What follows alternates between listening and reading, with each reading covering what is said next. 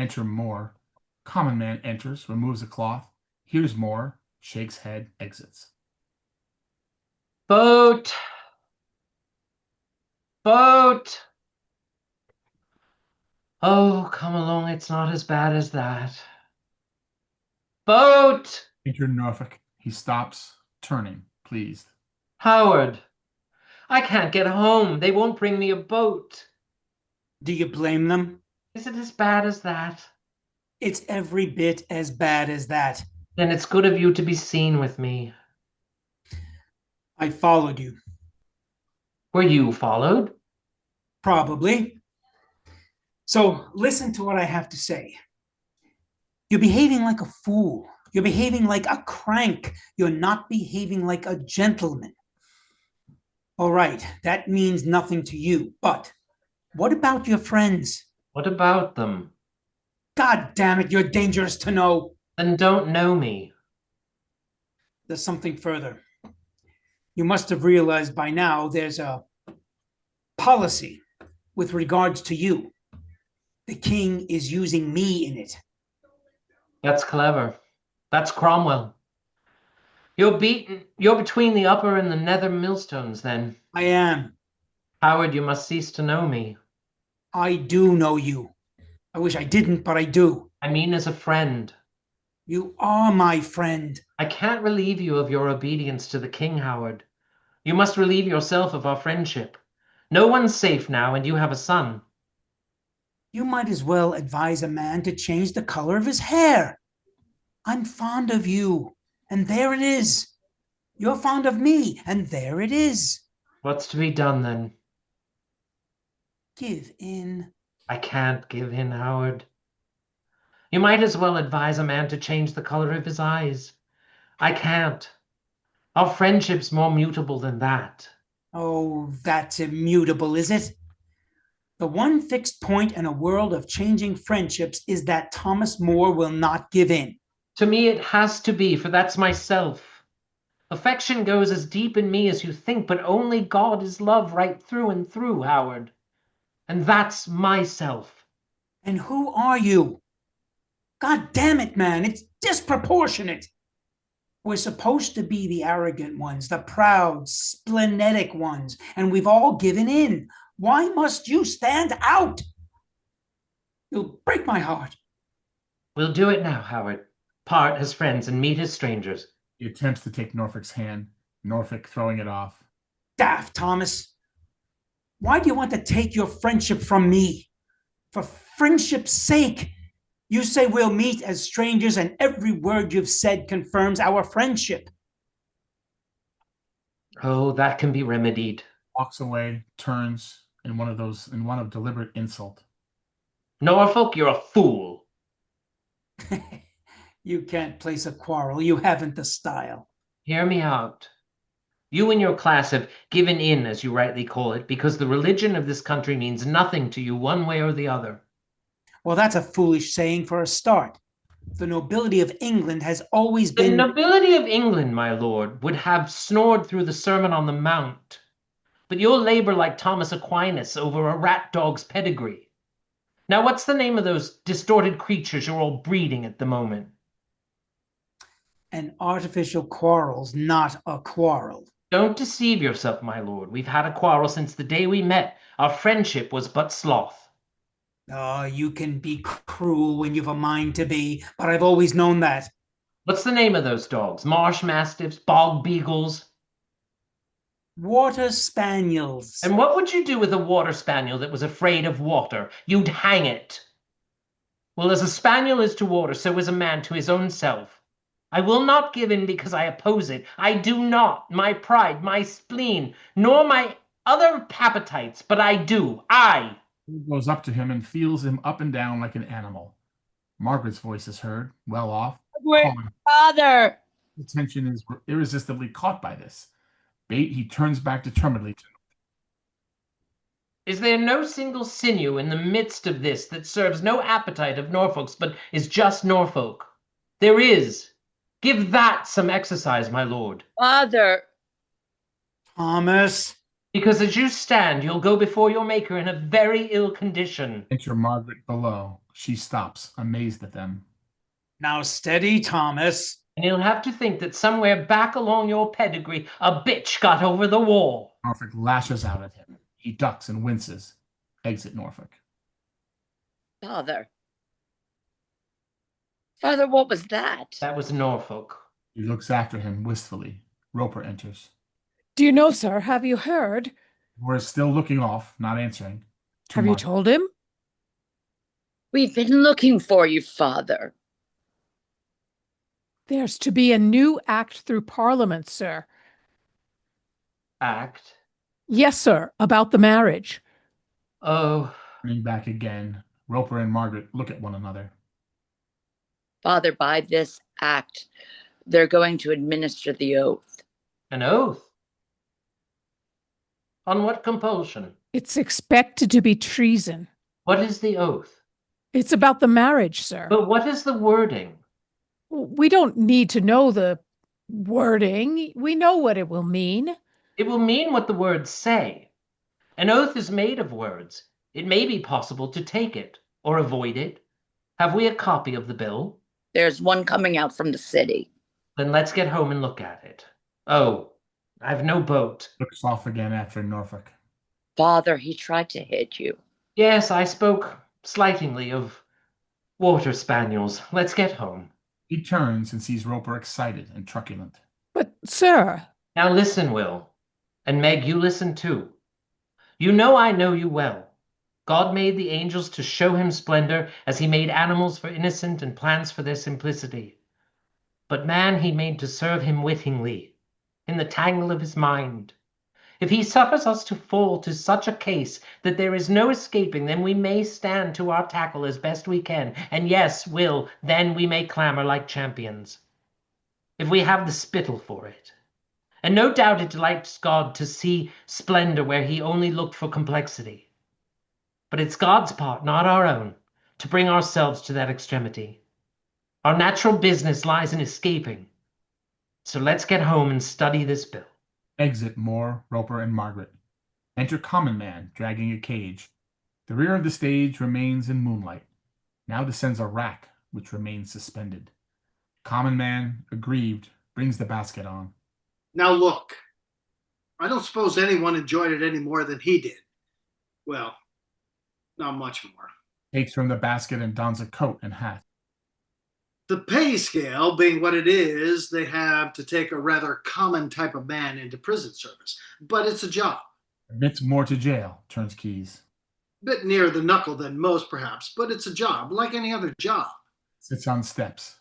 Enter Cromwell, Norfolk, Cranmer, who sit, and Rich, who stand behind them. Moore enters the cage and lies down. They'd let him out if they could, but for various reasons, they can't. I'd let him out if I could, but I can't. Not without taking up residence in there myself, and he's in there already. So what'd be the point? You know the old adage. Better a live rat than a dead lion, and that's about it. An envelope descends swiftly before him. He opens it and reads. With reference to the old adage, Thomas Cromwell was found guilty of high treason and executed on 28 July 1540. Norfolk was found guilty of high treason and should have been executed on 27 January 1547. But on the night of 26 January, the king died of syphilis and wasn't able to sign the warrant. Thomas Cranmer, Archbishop of Canterbury, that's the other one, was burned alive on the stake on 21 March 1556. He's about to conclude, but sees a postscript. Oh, Richard Rich became a knight and Solicitor General, a baron, and Lord Chancellor, and died in his bed. So did I. And so, I hope, will all of you. Goes to Moore and rouses him. Wake up, Sir Thomas. What, again? Sorry, sir. What time is it? 1 o'clock, sir. Oh, this is iniquitous. Sir. All right. Who's there? The secretary, the duke, and the archbishop. I'm flattered. Oh, Preceded by jailer, he limps across the stage. He has aged and is pale, but his manner, though wary, is relaxed, while that of the commission is bored, tense, and jumpy. A seat for the prisoner. While jailer brings a stool from under the stairs and Moore sits on it, Norfolk rattles off. This is the 7th commission to inquire into the case of Sir Thomas More, appointed by His Majesty's Council. Have you anything to say? No. Thank you. Master Secretary?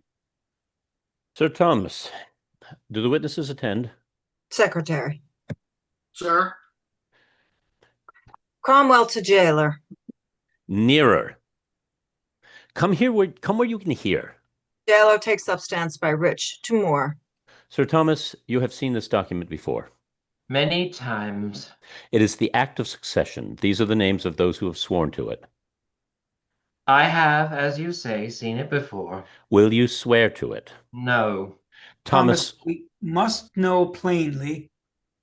Your Grace, please. Master Cromwell. They regard one another in hatred. I beg your Grace's pardon. Thomas, we must know plainly whether you recognize the offspring of Queen Anne as heirs to His Majesty. The King in Parliament tells me that they are. Of course I recognize them. Will you swear to that? Yes. Then why won't you swear to the act?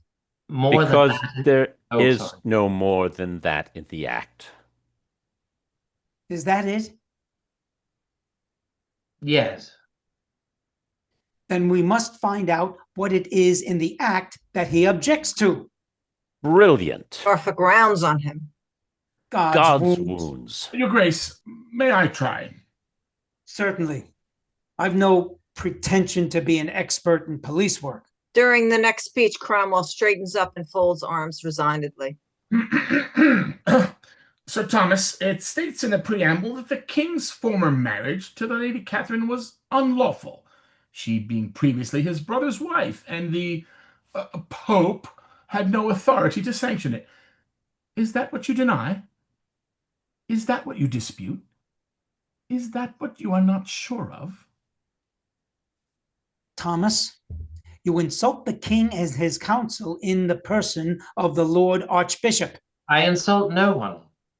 I will not take the oath. I will not tell you why I will not. Then your reasons must be treasonable. Not must be, maybe. It's a fair assumption. The law requires more than an assumption. The law requires a fact. Cromwell looks at him and away again. I cannot judge your legal standing in the case, but until I know the ground of your objections, I can only guess your spiritual standing too. Moore for a second furiously affronted, then humor overtakes him. If you're willing to guess at that, Your Grace, it should be a small matter to guess my objections.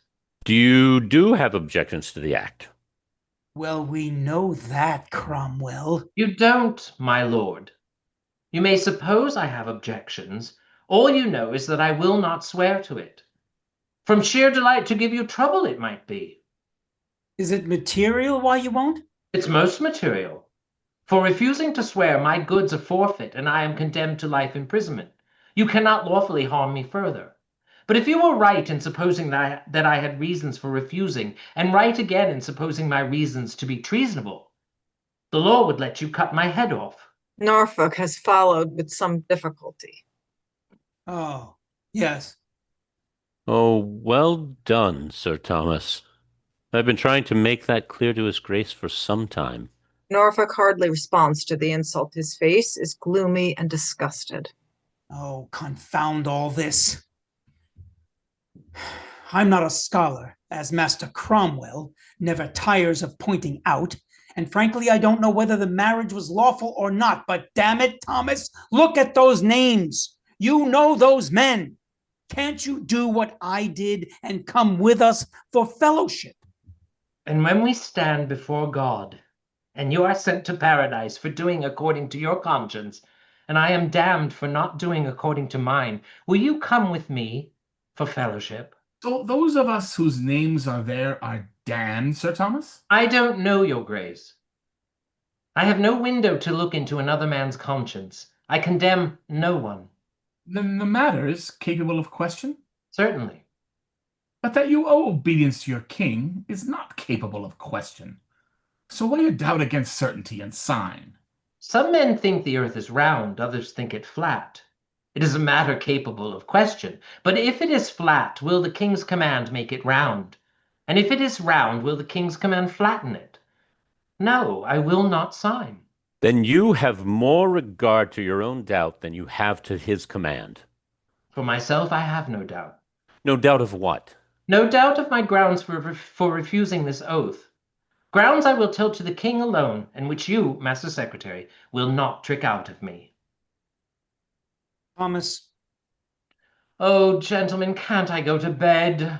You don't seem to appreciate the seriousness of your position. I defy anyone to live in that cell for a year and not appreciate the seriousness of his position. Yet the state has harsher punishments. You threaten like a dockside bully. Well, how should I threaten? Like a minister of state with justice. Oh, justice is what you're threatened with. Then I'm not threatened. Master Secretary, I think the prisoner may retire as he requests. Unless you, my lord. No, I see no purpose in prolonging the interview. Then good night, Thomas. Might I have one or two more books? You have books. Yes. I didn't know. You shouldn't have. May I see my family? No. Jailer, Sir, have you ever heard the prisoner speak of the king's divorce or the king's supremacy of the church or the king's marriage? no, sir, not a word. If he does, you will, of course, report it to the lieutenant. Of course, sir. You will swear an oath to that effect. Certainly, sir. Archbishop? Cranmer laying the cross of his vestment on the table. Place your left hand on this and raise your right hand. Take your hat off. Now say after me. I swear by my immortal soul Jailer overlapping repeats the oath with him. By my that immortal I will report truly anything said by Sir Thomas More against the I will king, report anything truly said by Thomas More, the council, the or the council, state of the realm. or the state of realm. So help me God. So help me God. Amen. And there's 50 guineas in it if you do. Yes, sir. That's not to tempt you into perjury, my man. No, sir. At exit, he pauses. To audience. 50 guineas isn't tempting. 50 guineas is alarming. If he'd left it at swearing, but 50, that's serious money. If it's worth that much now, it's worth my neck presently. I want no part of it. They can sort it out between them. I feel my deafness coming on. Exit, jailer. The commission. Rich, Secretary. tomorrow morning, remove the prisoner's books. Is that necessary? Norfolk, with regards to this case, the king is becoming impatient. Aye, with you. With all of us. Walks over to the rack. You know the king's impatience, how commodious it is. Norfolk and Cranmer exit. Cromwell is brooding over the instrument of torture. Secretary. Yes. Sir Redvers Llewellyn has retired. Mm-hmm. Goes to the other end of the rack and faces him with some indignation. The Attorney General for Wales. His post is vacant. You said I might approach you. Oh, not now. He must submit. The alternatives are bad. While Moore's alive, the king's conscience breaks into fresh, stinking flowers every time he gets from bed. And if I bring about Moore's death, I plant my own, I think. There's no other good solution. He must submit. He whirls the windlass of the rack, producing a startling clatter from the ratchet. They look at each other. He turns it again slowly, shakes his head, and lets go. No, the king will not permit it. We have to find some gentler way. The scene change commences as he says this, and exit Rich and Cromwell. From night it becomes morning, cold gray light from off the gray water. Enter jailer and Margaret. Wake up, Sir Thomas. Your family's here. Margaret, what's this? You can visit me? Thrusts his arm through the cage. Meg, Meg, She goes for to God's sake, Meg, they're not put you in here. No, sir. Just a visit. A short one. Jailer, let me out of this. Yes, sir. I'm allowed to let you out. Thank you. To the door of the cage, gabbling while jailer unlocks it.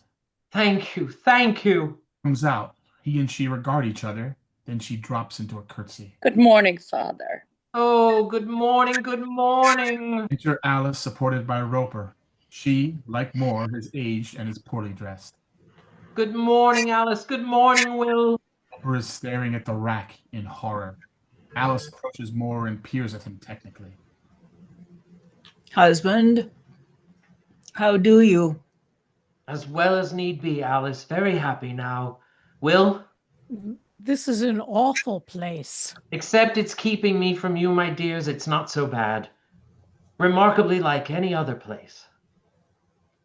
It drips. Yes, too near the river. Alice goes apart and sits, her face bitter.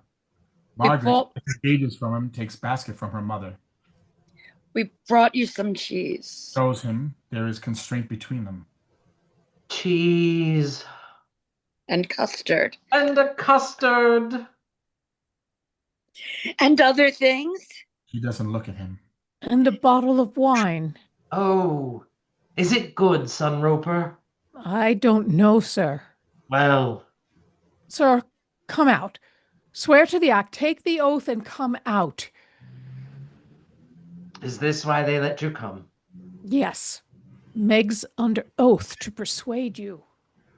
That was silly, Meg. How did you come to do that? I wanted to. You want me to swear to the act of succession?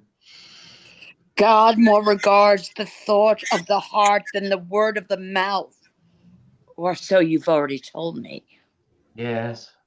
Then say the words of the oath and let your heart think otherwise. What is an oath than but words we say to God? That's very neat. Do you mean it isn't true? No, it's true. Then it's a poor argument to call it neat, Meg. When a man takes an oath, Meg, he's holding his own self in his own hands, like water. And if he opens his fingers, then he needn't hope to find himself again. Some men aren't capable of this, but I'd be loath to think your father one of them. In any state that was half good, you would raised up high, not here. What you've done already, it's not your fault the state's 3/4 bad. Then, if you elect to suffer for it, then elect yourself a hero. That's very neat. But look now, if we lived in a state where virtue was profitable, common sense would make us good, and greed would make us saintly. And we'd live like animals or angels in the happy land that needs no heroes. But since in fact we see that avarice, anger, envy, pride, sloth, lust, and stupidity commonly profit far beyond humility, chastity, fortitude, justice, and thought, and have to choose to be human at all, why then perhaps we must stand fast a little, even at the risk of being heroes. But in reason, haven't you done as much as God can reasonably want? Well, finally, it isn't a matter of reason. Finally, it's a matter of love. You're content then to be shut up here with mice and rats when you might be home with us. Content. If they'd open a crack that wide, I'd be through it. Well, has Eve run out of apples? I have told you what the house is like without you. Don't, Meg. What we do in the evenings when you're not even there. Meg, have done. We sit in the dark with no candles and we've no talk because we're wondering what you're doing here. The king's more merciful than you. He doesn't use the rack. 2 minutes to go, sir. I thought you'd like to know. 2 minutes. Till 7 o'clock, sir. Sorry, 2 minutes. Exit jailer. Jailer. Seizes Roper by the arm. Will, go to him, talk to him, keep him occupied. How, sir? Anyhow, have you got any money? Yes. No, don't try and bribe him.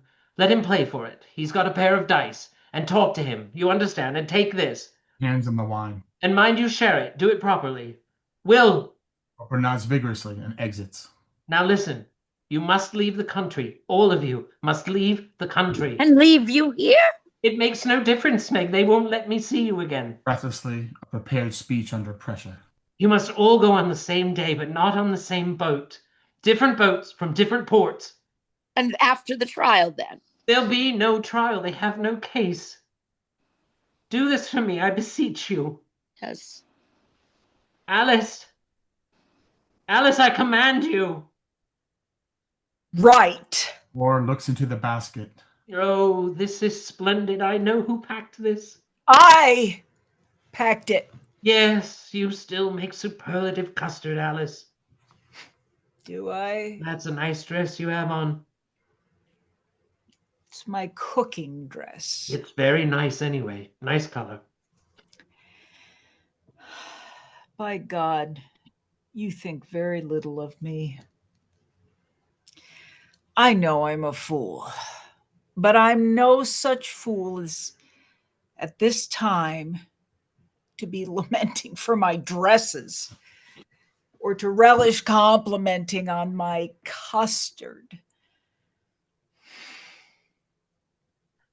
I am well rebuked. No. She remains where she is, glaring at him. I am faint when I think of the worst that they may do to me. But worse than that would be with you not understanding why I go. I don't. Alice, if you can tell me that you understand, I think I can make a good death if I have to. Your death's no good to me. Alice, you must tell me that you understand. I don't. He throws it straight at his head. I don't believe this had to happen. If you say that, Alice, I don't see how I'm to face it. It's the truth. You're an honest woman. Much good may it do me. I'll tell you what I'm afraid of. That when you're gone, I shall hate you for it. Well, you mustn't, Alice, that's all. Swiftly, she crosses the stage to him. He turns and they clasp each other fiercely. You mustn't, you... Covers his mouth with her hand. As for understanding, I understand you're the best man I ever met, or I'm likely to. And if you go, well, God knows why, I suppose. Though as God's my witness, God's kept deadly quiet about it. And if anyone wants my opinion of the king and his council, they've only to ask for it. Why, it's a lion I married. A lion! A lion! Breaks away from her, his face shining. Say what you may, this custard's very good. It's very, very good. He puts his face in his hands. Alice and Margaret comfort him. Roper and Jailer erupt onto the stage above, wrangling fiercely. It's no good, sir. I know what you're up to, and it can't be done. Another minute, man. Sorry, sir. Time's up. For pity's Roper. sake. Now, don't do that, sir. Sir Thomas, the ladies will have to go now. You said 7 o'clock. It's 7 now. You must understand my position, sir. But one more minute. Only a little while. Give us a little while. Now, miss, you don't want me to get into trouble. Do as you're told. Be off at once. First stroke of 7 is heard on a heavy, deliberate bell, which continues, reducing what follows to a babble. Jailer, tapping Margaret firmly by the upper arm. Now, come along, miss. You'll get your father into trouble as well as me. Roper descends and grabs him. Are you obstructing me, sir? Margaret embraces Moore and dashes up the stairs and exits, followed by Roper, taking Alice gingerly by the arm.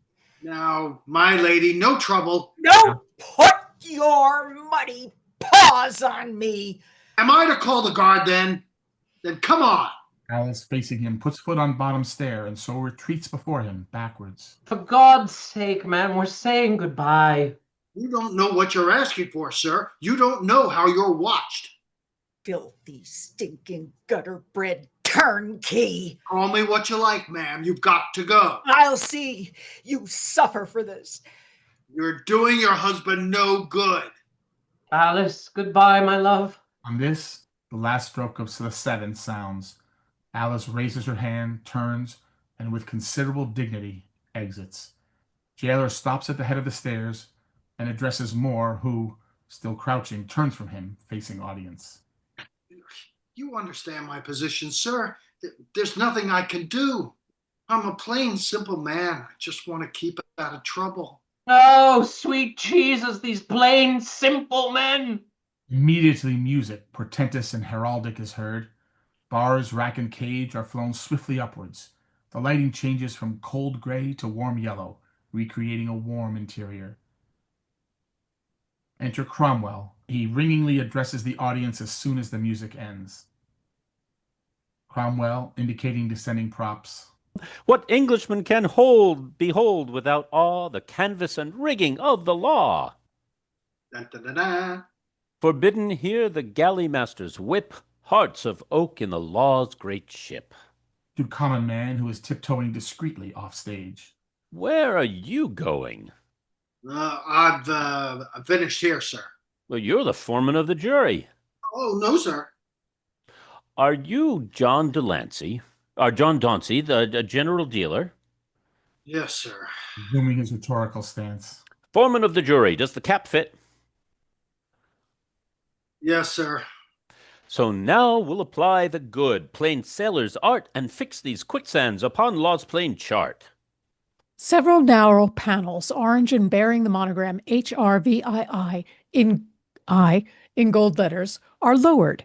Renewed, more prolonged fanfare, ba ba ba ba, during which Cranmer enter and Norfolk, who sit on throne chairs. On their entry, Moore and Foreman rise. As soon as the fanfare is finished, Norfolk speaks. Norfolk takes refuge behind a rigorously official manner. Sir Thomas More, you are called before us here at the Hall of Westminster to answer the charge of high treason. Nevertheless, and though you have heinously offended the King's Majesty, we hope if you will even now forethink and repent of your obstinate opinions, you may still taste his gracious pardon. My lords, I thank you. Howbeit I make my petition to Almighty God that he will keep me in this, my honest mind, to the last hour that I shall live. As for the matters you may charge me with, I fear from my present weakness that neither my wit nor my memory will serve to make sufficient answers. I should be glad to sit down. Be seated. Master Secretary Cromwell, have you the charge? I have, my lord. Then read the charge, Cromwell. That you did conspire traitorously and maliciously to deny and deprive our liege Lord Henry of his undoubted certain title, Supreme Head of the Church in England. But I have never denied his title. You refused the oath tendered to you at the Tower and elsewhere. Silence is not denial, and for my silence I am punished with imprisonment. Why have I been called again? At this point, he is sensing that the trial has been in some way rigged. On a charge of high treason, Sir Thomas. For which the punishment is not imprisonment. Death comes for us all, my lords.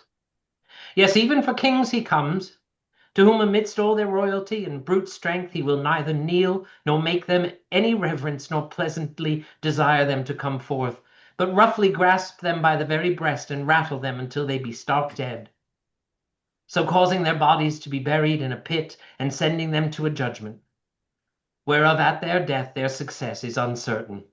Treason enough here. The death of kings is not in question, Sir Thomas. Nor mine, I trust, until I'm proven guilty. Your life lies in your own hand, Thomas, as it always has. For our own deaths, my lord, yours and mine, dare we for shame enter the kingdom with ease, when our Lord himself entered with so much pain? And now he faces Cromwell, his eyes sparkling with suspicion. Now, Sir Thomas, you stand upon your silence. I do. But, gentlemen of the jury, there are many kinds of silence. Consider first the silence of a man when he is dead. Let us say we go into a room where he is lying, and let us say it is in the dead of night. There's nothing like darkness for sharpening the ear, and we listen. What do we hear? Silence. What does it betoken, this silence? Nothing. This is silence, pure and simple. But consider another case. Suppose I were to draw a dagger from my sleeve and make to kill the prisoner with it, and suppose their lordships there, instead of crying out for me to stop or crying out for help to stop me, maintain their silence. That would be token. It would be token a willingness that I should do it, and under the law they would be guilty with me. So silence can, according to circumstance, speak. Consider now the circumstances of the prisoner's silence. The oath was put to good and faithful subjects up and down the country, and they had declared his grace's title to be just and good. And when it came to the prisoner, he refused. He calls this silence. Yet is there a man in this court, is there a man in this country who does not know Sir Thomas More's opinion of the king's title? Of course not. But how can that be? Because this silence betokened. Nay, this silence was not silence at all, but most eloquent denial. More with some of the academic's impatience for a shoddy line of reasoning. Not so, Master Secretary. The maxim is quic tacit consentire. Turns to common man. The maxim of the law is silence gives consent. If therefore you wish to construe what my silence betokened, you must construe that I consented, not that I denied. Is that the world, in fact, construes from it? Do you pretend that this is what you wish the world to construe from it? The world must construe according to its wits. The court must construe according to the law. I put it to the court that the prisoner is perverting the law, making smoky what should be clear to discover that the court is its own wrongdoing. The law is not a light for you or any man to see by. The law is not an instrument of any kind. The law is a causeway upon which, so long as he keeps to it, a citizen may walk safely. In matters of conscience. The conscience. The conscience. The word is not familiar to you? Oh, by God, too familiar. I am very used to hear it in the mouths of criminals. I am used to hear bad men misuse the name of God, yet God exists. In matters of conscience, the loyal subject is more bounden to be loyal to his conscience than to any other thing. And so provide a noble motive for his frivolous self-conceit. It is not so, Master Cromwell. Very and pure necessity for respect of my own soul. Your own self, you mean? Yes, a man's soul is his self. A miserable thing, whatever you call it, that lives like a bat in a Sunday school, a shrill, insensate pedagogue about its own salvation, but nothing to say of your place in the state, under the king, in a great native country.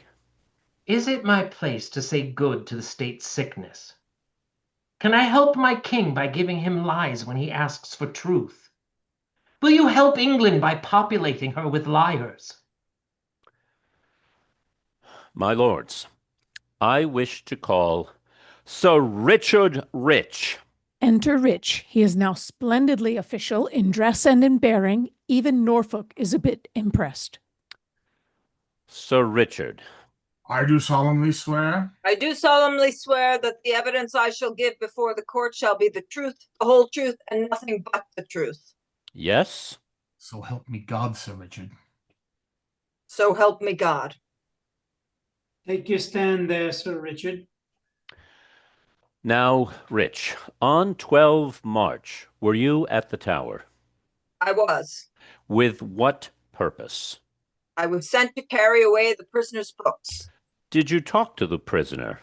Yes. Did you talk about the king's supremacy of the church? Yes. What did you say?